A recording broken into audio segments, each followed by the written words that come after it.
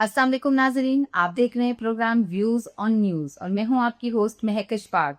खबरों के तजिए के लिए हमारे साथ मौजूद हैं बिलाल जमान। अस्सलाम वालेकुम बिलाल साहब। जी, वालेकुम अस्सलाम। बिलाल साहब, वज़ीर आला खैबर पख्तूनख्वा सुहेल अफरीदी साहब कहते हैं कि इमरान खान साहब का इलाज नवाज शरीफ ने अल-शिफा हॉस्पिटल में नहीं होने दिया। तो और साथ ही उन्होंने ये भी बयान दिया है कि 27 सितंबर को अब एक ज़बरदस्त किस्म का एहतजाज जो है वो हम करेंगे। 40 लाख लोग हकीकी आज़ादी लेने आएंगे, या तो हकीकी आज़ादी लेंगे या फिर शहादत लेंगे। तो क्या लगता है आपको, एक तो ये कि जो उन्होंने ये बयान दिया है कि नवाज शरीफ साहब ने नहीं होने दिया उनका इलाज अल-शिफा में, तो क्या ये ऐसे ही है? नवाज शरीफ साहब ने, मतलब डायरेक्ट नवाज शरीफ साहब को ही उन्होंने कहा है कि उन्होंने इलाज नहीं होने दिया? और दूसरा ये कि क्या वाक़ई एक बड़ा एहतजाज पीटीआई करेगी 27 सितंबर को? जी, देखें, जहाँ तक आपके सवाल के पहले हिस्से का ताल्लुक है तो देखें, जो एक बड़ा मशहूर डायलॉग था हमारे साबिक़ वज़ीर दाखिला शेख रशीद साहब का, वो कहते थे, there is always face behind the case. तो कोई ना कोई आप कह लें कि फेस ज़रूर होता है, तो क्योंकि इस हुकूमत का फेस कंसिडरेबली नवाज़ शरीफ साहब हैं। इस हवाले से कि मुस्लिम लीग नून के रूह रवां वो हैं, और ये माना जाता है कि उनकी मर्ज़ी के बगैर ना तो शहबाज शरीफ साहब कुछ करते हैं, ना वज़ीर आला मरीम नवाज़ कुछ करती हैं। तो उन्होंने इस कॉन्टेक्स्ट के अंदर कि जो कड़ी जहाँ जाके मिलती है, यानी कि ज़ाहिरी तौर पे उनको ये महसूस हुआ कि अब एस्टेब्लिशमेंट ने तो मतलब ये इसके अंदर किरदार अदा नहीं किया, यानी कि जो अदालतें थीं, उन्होंने अपना फ़ैसला दे दिया कि जी इमरान खान साहब का इलाज करवा दिया जाए। अब इख्तियार हुकूमत के पास था, यानी कि बॉल हुकूमत की कोर्ट में थी। तो वहाँ पे कहीं न कहीं जो फाइल्स आती हैं, क्योंकि मुलाकात हो चुकी है सुहेल अफरीदी की शहबाज शरीफ साहब से की, काफ़ी मर्तबा उनकी मुलाकात हो चुकी है इधर-उधर मीटिंग्स के अंदर, तो आपको वाइब मिल जाती है, आपको अंदाज़ा हो जाता है कि कौन कितने पानी में है, और ये क्या शहबाज शरीफ साहब होंगे जिन्होंने ये डिसीजन लिया होगा कि ये इलाज नहीं होने देना या नहीं इनको वहाँ पे जाने देना। तो इस वजह से उन्होंने नवाज़ शरीफ साहब का ज़िक्र किया है, क्योंकि मुस्लिम लीग उनके जो रूह रवां है वो नवाज़ शरीफ साहब हैं। और the bus stops at Nawaz Sharif, और वो खुद भी मतलब है कि इस बात को मानते हैं कि यार कोई बड़ा मशवरा अगर लेना हो, तो एक बैठक होती है, शहबाज शरीफ साहब भी मौजूद होते हैं, मरीम नवाज़ भी मौजूद होती हैं, और इस मौजूदगी में नवाज़ शरीफ साहब ही इसके सारे फैसले करते हैं, क्योंकि वो वज़ीर आज़म नहीं हैं, लेकिन पार्टी को बहरहाल अभी भी नवाज़ शरीफ साहब लीड कर रहे हैं। तो इस हवाले से उनकी तनकीद थी। दूसरी बात जो आपने एहतजाज के हवाले से की, ये भी हम पहले ज़िक्र कर चुके हैं, लेकिन एहतजाज के लिए बहुत ज़रूरी है कि पूरी पार्टी ऑन बोर्ड हो। अगर आप 40 लाख लोग, 20 लाख लोग आप लाने का दावा करते हैं, तो ये दावा तो खाली खैबर पख्तूनख्वा से पूरा नहीं होगा। इसके लिए तो पूरे पाकिस्तान में एहतजाजी तहरीक की ज़रूरत है, लोगों को खड़ा करने की, लोगों को मोटिवेट करने की। अभी हमने जिस तरीके से देखा, ये जो करंटली एहतजाज हो रहा है, जो धरने दिए गए थे जमात इस्लामी की तरफ से, वो एक अच्छा साइज़ेबल क्राउड था, एक बड़ा धरना था, लेकिन उसके लिए जमात इस्लामी ने भी ये दावा किया कि तकरीबन 1 महीने का टाइम, और उसके अंदर भी 20,000 कॉर्नर मीटिंग्स करके उन्होंने फिर ये प्लान तरतीब दिया। लेकिन उसके अंदर कि हमने आप पहले डिस्कस किया था कि कितने झोल उसके अंदर मौजूद थे, कि पहले उनको एहतजाज अपना मौखर करना पड़ा, फिर उसके बाद आगे 14 अगस्त आ गई, उसकी वजह से उन्होंने उसको डिले कर दिया। फिर उसके बाद अब 12 रबीउल अव्वल आ गई है। अब वो कहते हैं 12 रबीउल अव्वल के बाद हम इस एहतजाज को करेंगे। तो यही चीज़ें अगर पहले कंसिडर कर ली जाती तो ज़्यादा प्रिपरेशन के साथ ज़्यादा बेहतर एहतजाज होता। तो बहरहाल पीटीआई का ये एक आप कह लें कि एक एज है या एक बेनिफिट है उनके पास, कि वो इन सब चीज़ों को गुज़ार के जो है ना वो टर्म्स को, जंग के भी हालात अब कुछ बेहतर हैं, फिर उसके अलावा जमात इस्लामी पे अपना ज़ोर लगा चुकी होगी, 14 अगस्त भी गुज़र चुकी होगी, 12 रबीउल अव्वल भी गुज़र चुकी होगी, और इस सब के बाद पीटीआई को मौका मिलेगा। लेकिन जिस तरीके से पीटीआई को ज़ोर लगाना चाहिए, पूरी पीटीआई को, खाली एक सुहेल अफरीदी जितनी मर्ज़ी भी उनकी पर्सनैलिटी हो, इससे पहले अली अमीन गट्टापुर थे वज़ीर आला, उनका जो जोश-ए-ख़िताबत था, जो बोलने का तरीका था, जिस तरीके से वो क्राउड पुल करते थे, इस तरीके से सुहेल अफरीदी को लाया तो मतलब ये कि एक ही मैन के तौर पर गया था, एक सुपर हीरो के तौर पर लाया गया था पीटीआई के अंदर। यानी कि वो कहते हैं ना कि जिसका क्या है ना वो नाम तक ना था अफ़साने में, तो दूर दूर तक सुहेल अफरीदी का तो किसी को इससे पहले पता नहीं था, ना कोई नाम था, ना पीटीआई के अंदर, ना कभी टीवी स्क्रीन के ऊपर उनको देखा था, ना कभी असेंबली के अंदर कोई बहुत उनका कोई फाल किरदार नजर आया था। एकदम से कुर्रा खान साहब ने सुहेल अफरीदी के नाम निकाल दिया तो ये वजीर आला बन गए।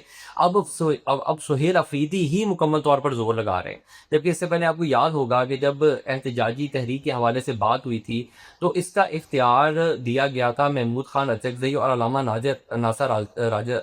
राजा नासिर अब्बास को, कि वो डिसाइड करेंगे कि अब हुकूमत के साथ मुज़ाकरात करने हैं या एहतजाज करना है। तो हमने देखा है कि वो तो ग्रैंड अलायंस बनाने के लिए, ग्रैंड अपोजिशन बनाने के वो उस तरफ वो गए हुए हैं। तो उन्होंने डिसाइड करना था। अब देखें, मुज़ाकरात तो हमें कहीं होते नज़र नहीं आ रहे हैं। पिछले 2-3 महीनों से कोई ऐसी कहानी नज़र नहीं आ रही कि जहाँ पे कोई बहुत एफर्ट हो रही हो या कोई चीज़ें इस तरफ जाती हुई नज़र आ रही हों। तो मेरे ख्याल से वो भी जो है ना वो ऑन बोर्ड होते, वो भी डिसाइड करते कि हाँ जी अब हमने यही रास्ता इख्तियार करना है।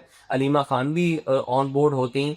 पार्टी के जो बाकी रहनुमा हैं, जिसमें अली मोहम्मद खान हो गए, बैरिस्टर गौहर हो गए, सलमान अकरम राजा हो गए, और न्यूमरस नाम है, यानी कि आपके तकरीबन 300 के करीब पार्लियामेंटेरियंस हैं पीटीआई के, जो कि पार्लियामेंट के अंदर भी हैं, पार्लियामेंट से बाहर भी हैं, एमएनएस भी हैं, एमपीएस भी हैं। तो उन सब की तरफ से ऐसी कोई एहतजाजी तहरीक बनती या कोई मोमेंटम बनता हो नजर नहीं आ रहा। तो अगर ऐसा नहीं होगा तो खाली केपीके के सर के ऊपर पूरा एहतजाज करना और उसको कहना कि जी आप पेट्रोल करके और आप इतने ज़्यादा बंदे ला के और आप उसको मोटिवेट करके उस लेवल तक आप उसको लेकर चले जाएंगे, ये अभी होता नज़र नहीं आ रहा। लेकिन बहरहाल लेट्स सी कि 27 सितंबर तक जो है वो सिचुएशन और पोजीशन क्या बनती है। जी, बिल्कुल ठीक है। अच्छा, बिलाल साहब, ये जो हमने डिस्कस किया था चीफ़ ऑफ डिफेंस फोर्सेस जो एक्ट पास हुआ है, इस पर मौलाना फजलुर रहमान साहब ने तनकीद करते हुए कहा है कि ये फ़र्द वाहिद के लिए कानून साज़ी की गई है, और इससे पार्लियामेंट को या उसके इख्तियारात को मज़ीद कमज़ोर किया गया, और अब अगर इसमें नेक्स्ट कोई तरमीम भी करनी होगी तो वो भी डायरेक्ट वफाकी हुकूमत के पास है, पार्लियामेंट को बिल्कुल बाईपास कर दिया गया है इसमें से।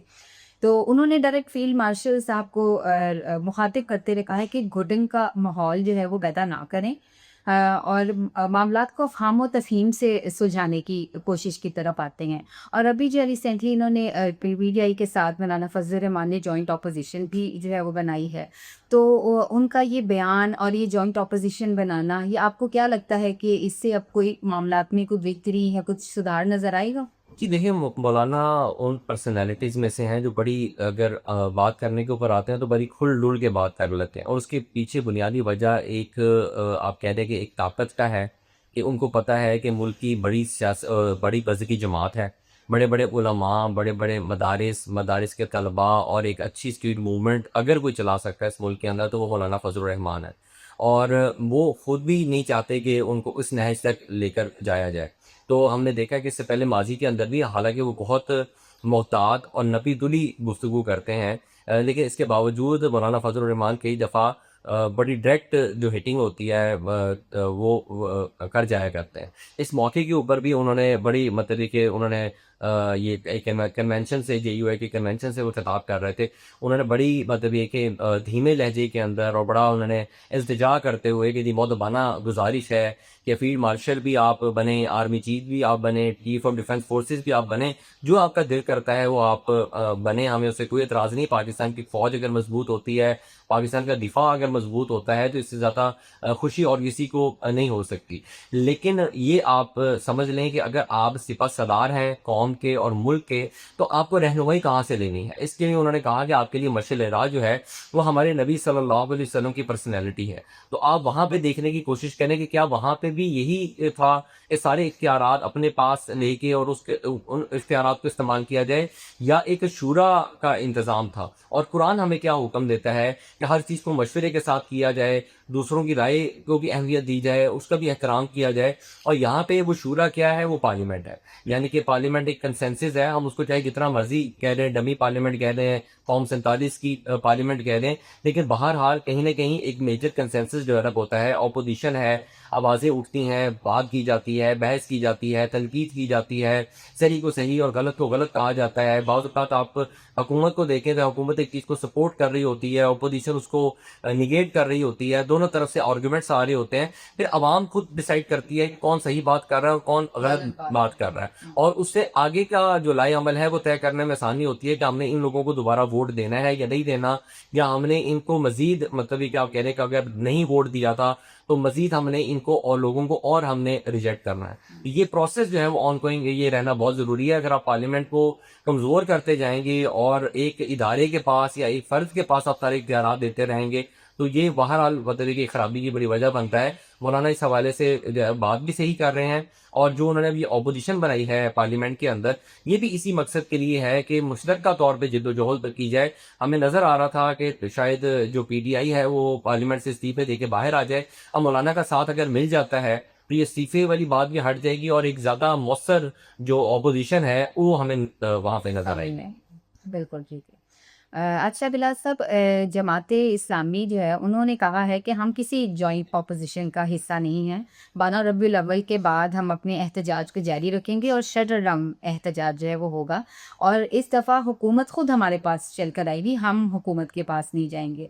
तो क्या लगता है आपको कि उनका ये अज़्म जो है ये दुरुस्त साबित होगा? जी देखें, जमात इस्लामी का प्रॉब्लम ये रहा है हमेशा से कि वो ना 3 में होते हैं ना 13 में होते हैं, और हमेशा 2 किश्तियों के सवार रहते हैं। वो हुकूमत के साथ भी बात करना चाहते हैं, अपोजिशन के साथ भी जुड़ना नहीं चाहते। ये एक आप कहने का प्रॉब्लम है कि जब इस वक्त में कि जब एक अलायंस बन रहा है, आपको वहाँ पे जाना ज़रूर चाहिए। आप अपना वफ़द भेज दें, आप उस वफ़द को भेज के उनको कायल करने की कोशिश करें कि हम एक जेन्युइन इशू के ऊपर एहतजाज कर रहे हैं। ये मौका है, आपने 27 सितंबर की कॉल दी हुई है, हम भी 12 रबीउल के बाद से एहतजाज के ऊपर जा रहे हैं, तो अगर मिल के ही कुछ करना है तो आए चलें मिल के उसके ऊपर एक लाएअमल तय करते हैं। आप अपनी स्ट्रेटजी लेकर आएँ, अपनी स्ट्रेटजी लेकर आते हैं और दोनों उससे हुकूमत के ऊपर प्रेशर डालने की कोशिश करते हैं। ये कहना है कि जी अपनी हम 1.5 इंच की मस्जिद बनाकर रखेंगे और आप अपनी जो है ना मतलब की जमातें करवाते रहें, यही वजह है कि जिसकी वजह से हुकूमत के ऊपर प्रॉपर तरीके से प्रेशर बिल्ड नहीं हो पाता। तो जमात इस्लामी को अगर ये लगती है कि हम अकेले ही ये सब कुछ करवा लेंगे और लेके क्रेडिट लेके तो ये हुकूमत हमारी बन जाएगी, वो उनको भी बड़े अच्छी तरीके से पता है कि ये होने वाला नहीं है। तो बेहतर है कि जॉइंट हैंड्स के साथ मिलके अभी हुकूमत जो एक फ़िरौन किस्म की मतलब एक फ़िरौनियत दिखा रही है और बनी हुई है, आप भी उसका मुकाबला करना चाह रहे हैं, जॉइंट अपोजिशन भी उसका मुकाबला करना चाह रही है, तो मिलके पहले उसका मुकाबला कर लें, बाद में अपनी 1.5 इंच की आप मस्जिद बना लीजिएगा। जब इंतखाबात हों, आप बिल्कुल किसी के साथ इत्तेहार ना करें। आप अपनी आप कह लेंगे उसके ऊपर जो फर्स्ट टर्म्स के ऊपर और अपनी जो आपकी कंडीशंस हैं या जो आपने एहतजाज किया है, जो आपकी आप कहने के हैं क्या आप उसको मतलब है कि बोलते हैं कि जो आपकी कारकर्दगी है, वो आप दिखा के तो आप उसके ऊपर जो है ना वो वोट लें, तब आप जो मर्ज़ी करें। लेकिन अभी इस वक़्त में वक़्त की अहम ज़रूरत है कि जितना ज़्यादा से ज़्यादा सपोर्ट मिल सकती हो, चाहे उस साइड के ऊपर हो अपोजिशन के या इस साइड के ऊपर हो, सब मिल के उस सपोर्ट को जो है ना वो हासिल करें और फिर मिल के हुकूमत के खिलाफ एक आप कहने के इत्तेहाद बनाएँ, एक एजेंडा बनाएँ और एक एहतजाज करें।